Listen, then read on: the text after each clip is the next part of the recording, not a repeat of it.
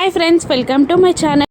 ఆ బాగి అంజు కూచి ఎంక్వైరీ చేయడానికి కోల్కతా వెళ్ళాలి అనుకుంటుంది. దానికోసం ప్లాన్ చేసి అమర్ని పర్మిషన్ ఎలా అడగాలో తెలియక అబద్ధం ఆడడానికి భయపడుతూ ఉంటుంది. ఇంతలో కరుణ అటువైపుగా వస్తున్న అమర్ని ఇలా అడుగుతూ ఉంటుంది.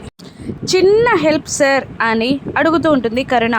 చెప్పు అన్నట్టు అమర్ అంటూ ఉండగా వైజాగ్లో చిన్న ఫంక్షన్ ఉంది, ఇప్పుడు వెళ్ళి ఈవినింగ్ కల్లా అలా వచ్చేస్తాం అని అనేస్తుంది కరుణ.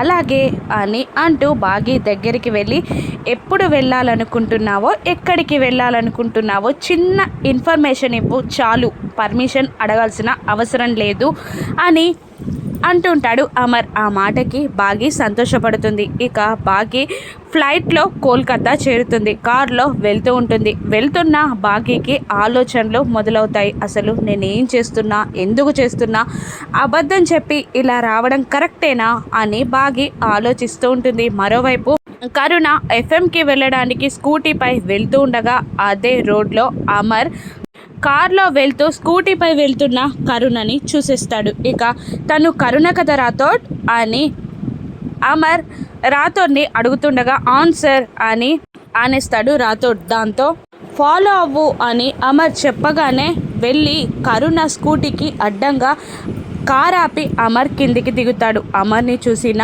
కరుణ షాక్ అవుతుంది. ఇక అబద్ధం చెప్పి బాగి ఎక్కడికి వెళ్ళిందో అమర్ తెలుసుకుంటాడా? అపార్థాలు మొదలవ్వనున్నాయా? రాను ఎపిసోడ్స్లో చూద్దాం. Thank you for watching.